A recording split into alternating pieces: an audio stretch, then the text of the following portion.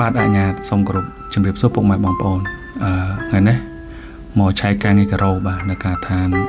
883នៅលើផ្លូវអ្នកអញ្ញាមកទីបាទពុកម៉ែបងប្អូនជាប្រភេទការងារ renovation ទេប៉ុន្តែសារតែ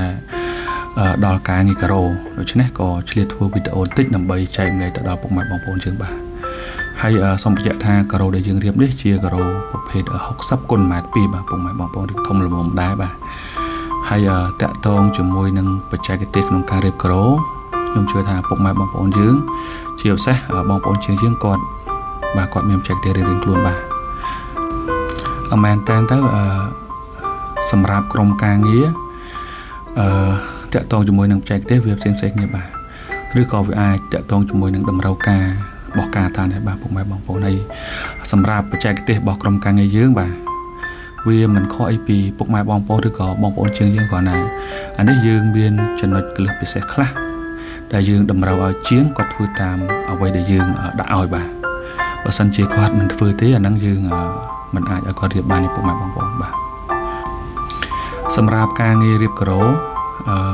ទីមួយគឺយើងប្រើគោលការណ៍ខ្សែម៉ែត្ររបស់ពុកម៉ែបងប្អូនមានថាសម្រាប់ level បាទគឺយើងមានខ្សែ1ម៉ែត្រដូច្នេះគឺ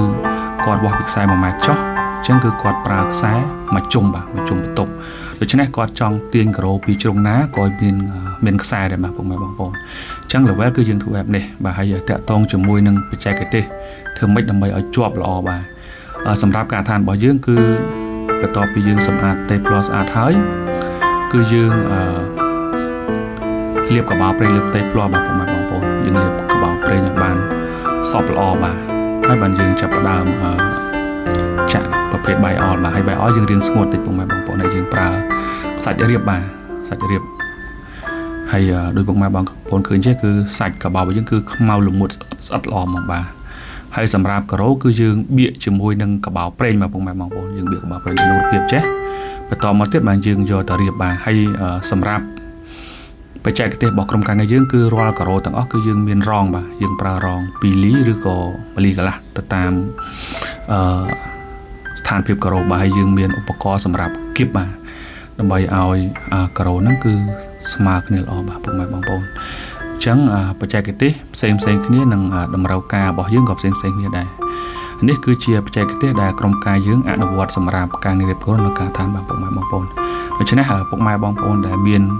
ការងារសំណង់បាទតាក់ទងជាមួយនឹងការងារការ៉ូហើយចង់ឲ្យក្រុមការងារយើងទៅរៀបការ៉ូជូនបាទអាចតាក់ទងមកបាទពុកម៉ែបងប្អូននេះការ៉ូដែលយើងរៀបហើយគឺស្អាតភ្លឹងចឹងបាទពុកម៉ែបងប្អូនគឺយើងមានរងយើងមានឧបករណ៍សម្រាប់គៀបរឹតដើម្បីឲ្យផ្ទៃការ៉ូហ្នឹងគឺស្មើគ្នាល្អបាទដូច្នេះពុកម៉ែបងប្អូនដែលមានតម្រូវការចង់សង់ជាផ្ទះល្វែង